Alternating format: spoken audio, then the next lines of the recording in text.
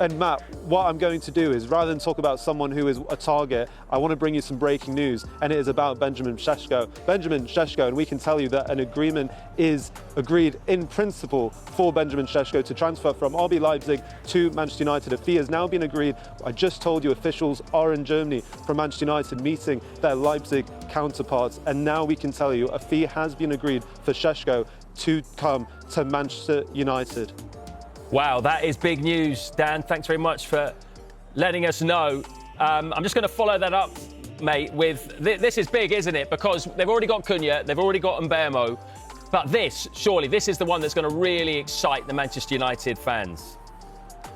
Yeah, absolutely. And, we've been telling you all day as well, Matt, that once the fee was agreed, Benjamin Šeško will have permission to then fly to the UK and start undergoing his medical. And you would expect this to move very quickly now for Manchester United to get this deal agreed. And as you said there, it will be a huge statement signing for Manchester United in terms of another number 9. He scored 21 goals in all competitions last season. And I think what he brings to this United side is just a variety of goals. He's not just one type of striker who's a finisher in the box or a long-range striker. He showed last year, left foot, right foot, inside the box, outside the box, fantastic in the air as well. And one thing I would say that impresses me a lot is just his link-up play in terms of what he could potentially do with the likes of Amad, with the likes of Cunha and Mbeumo around him, with Fernandes as well. I think that is very exciting for Ruben Amorim. And although they are, it looks like, purchasing someone with still a lot of potential to go, this new look Manchester United attack, which is completely different to last season, all of a sudden looks much more potent. And now they have some depth there as well, still with the likes of Rasmus Højlund and Joshua Zirkzee and Mason Mount there as well.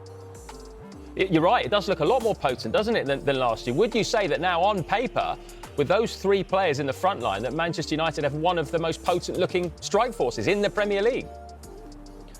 You'd have to say so, Matt, frankly, because they scored 48 goals between them in their domestic leagues last season. And when you consider Manchester United scored 44 between them last season as a team, that is a huge improvement. But what you'd have to say is now going into the season for Ruben Amorim, there is going to be an expectation now to show that improvement in the league, because they've spent just under £200 million now on those 3 attackers alone. And when you consider the experience of Matheus Cunha and Bryan Mbeumo, especially in the Premier League, they have bought that Premier League experience in that sense, and now a striker to lead that line. So very, very interesting developments to Manchester United, and also what I would say is very impressive by their recruitment team as well. When you consider maybe in the last 6 years, we've seen some transfer sagas, haven't we, in terms of Harry Maguire, Anthony, that have gone throughout the window that has led to Manchester United paying some huge inflated transfer fees. But you would say the likes of Christopher Vival, Director of Recruitment, he's had this relationship with Šeško, scouting him at 16 years old at RB Salzburg, then taking him to RB Leipzig, and now it seems he's taking him to Manchester United. So United have known of Šeško for a long time, since he was 16 years old in Salzburg, and it seems now at 22 years old, Šeško is now coming to Manchester United. And I have to be, reiterate as well, despite Newcastle doing all of their effort to get Šeško over the line, Šeško's preference has always been Old Trafford and Manchester United. And again, I think that will be something Manchester United and Ruben Amorim will be very pleased about.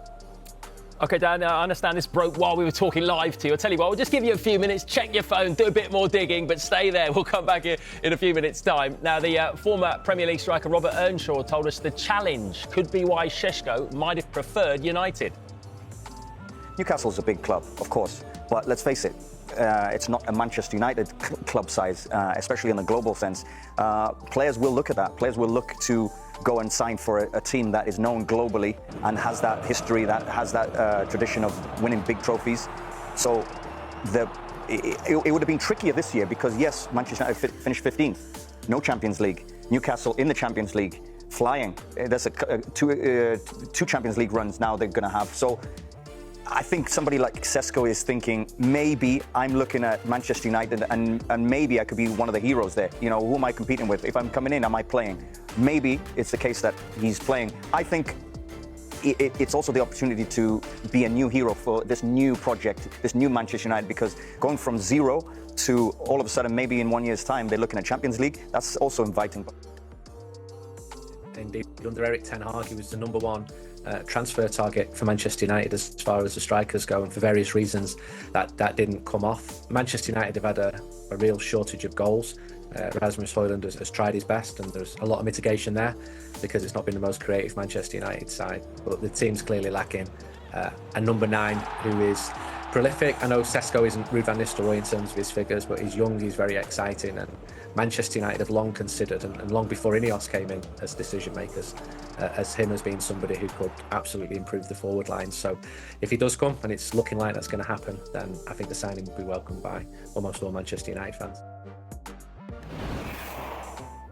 So just to recap, big news in the last few moments. Manchester United have agreed a deal with RB Leipzig for the striker Benjamin Šeško. Let's pick up with Dan again on that. And we mentioned before, they've won and got Mbeumo, was very much in demand. They've won and got Cunha. They've now got Šeško. All of those players really in demand, but they wanted to go to Manchester United.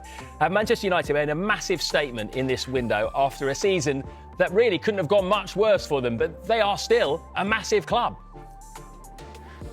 Absolutely, Matt. I mean, when you look at how quickly also Manchester United have got these deals done in terms of over a week, well before the season begins, it is pretty impressive work. And when you consider, as you mentioned, they finished 15th last season, there's no European football next season as well. The signings are a statement of intent. And also, I think there is some excitement, for these players coming to Old Trafford to be part of the team, to be part of the story that tries to get Manchester United back to the peak of English football. And when you look at Bryan Mbeumo and Matheus Cunha, and now it seems Benjamin Šeško, they've all attracted, interest from other teams. We know with Šeško very publicly that Newcastle United did all of their efforts to go for the Slovenian striker. They have Champions League football to attract players as well, but Šeško's preference has, as we've always maintained, been a move to Old Trafford. And I think for Ruben Amorim, we've heard from him during the summer series in America during pre-season, what has made him so happy for these players to come to Old Trafford has been their desire and their want to be Manchester United players, and he feels that connection that they have to the club and want to be at the club,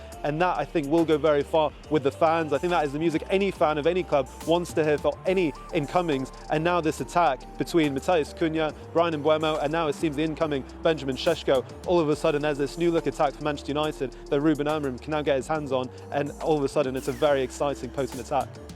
Yeah, I mean, we're watching all these brilliant goals that Šeško has scored last year in the Bundesliga. He is clearly coming in to be the number one. He's not coming in to sit on the bench.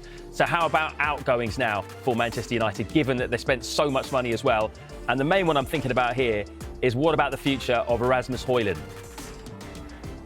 Yeah, absolutely. I mean, you're right in terms of Benjamin Šeško will back himself to be their number 9, essentially, their starting striker. But also remember, Šeško is also a signing who hasn't reached his potential, just 22 years old, only had a few seasons in terms of top elite European football. So still a bit of growth there to go. But you're right, Matt, in terms of what does this mean for the Manchester United squad in terms of outgoings. In terms of Rasmus Højlund, he's also just 22 years old. And we know that Manchester United may consider offers for the striker, that they seem deemable, that they're happy to accept, but also on the players' behalf as well. But Rasmus Højlund has come out in pre-season, been very adamant that he doesn't want to go anywhere. He wants to fight for his place at Old Trafford. And he also had some reflections as well, though. When he first signed for the club at 20 years old, 2 years ago, for £72 million from Atalanta, that he didn't have much support at that time. It would have been nice to share the load. Well, with Šeško coming in, Manchester United now have 2 young 22-year-old forwards who may find it a bit easier to share the load a little bit. Yes, there's no European football, but they may just drive each other to perform even better. So we'll have to find out in that sense. But we also know in terms of outgoings, Manchester United need to also raise some sails in terms of players who aren't part of the first team picture going forward as we speak. And those are Jadon Sancho, Alejandro Garnacho, who we know is a subject of interest from Chelsea. You also have Anthony, who spent on loan half a season at Real Betis last season. It was very impressive, but still no deal done for him. And also Tyrell Malacia. Those are the players Manchester United will be hoping to raise sails from. That may come later in the window. But then also now you look in those front positions, there is now a lot more depth in those 10 and 9 positions. You think someone like Joshua Zirkzee, they signed from Bologna last summer, where does he now fit in Ruben Amorim's system? Didn't necessarily make a huge impression last year in the 10 position or as a number 9. One thing is for sure though, Matt, I'll tell you, I don't think Manchester United fans will have any issues now going forward with their number 9. We saw all sorts of alternatives last season. Even RB Mainoo played as a false 9 at some parts of last season. I think now with Benjamin Šeško and Rasmus Højlund, as well as the likes of Bryan Mbeumo and Cunha, who can play in that position, all of a sudden for United fans, it is very, very exciting going into that first game of the season at Old Trafford against Arsenal on that opening Sunday. Right, and that leads me nicely into my next question, actually. So what are the next steps here? Because you told us that Šeško was stood by, ready to fly to England for a medical. How quickly could that happen? And could potentially he be available for that huge opening game against Arsenal? Look, Matt, I think the trajectory this move is going at the moment, you would say that is very likely that Šeško will hopefully be done so he can be involved in that match against Arsenal on that opening weekend of the season. And we've been telling you all day, once a deal was going to be agreed with Leipzig, Šeško has been waiting to fly to the UK to then proceed with the rest of the move. And that will involve a medical and all those finer details to sign his contract to be a Manchester United player. And that is what we've always understood he has wanted to be, even despite Newcastle's interest. And I just wonder, in the back of my mind, Matt, Manchester United have one more game at Old Trafford before that game against Arsenal, and that is against Fiorentina on Saturday. A reunion with David De Gea, the former Manchester United keeper, of course, who spent so many years at Old Trafford. We've seen in past years the likes of Rafa Varane and a few other players have been presented to the Old Trafford faithful. I just wonder if now Manchester United are trying to get that deal done to potentially announce Benjamin Šeško to what will be a pretty much sold out Old Trafford for that final pre-season game against Fiorentina. I'm sure that will be a target. Whether they can get everything done for that game on Saturday, let's find out. But it looks like this deal is now edging ever closer. Now a deal has been agreed in principle. Brilliant stuff. Thanks very much, Dan, for putting a lot of meat on the bone for us there.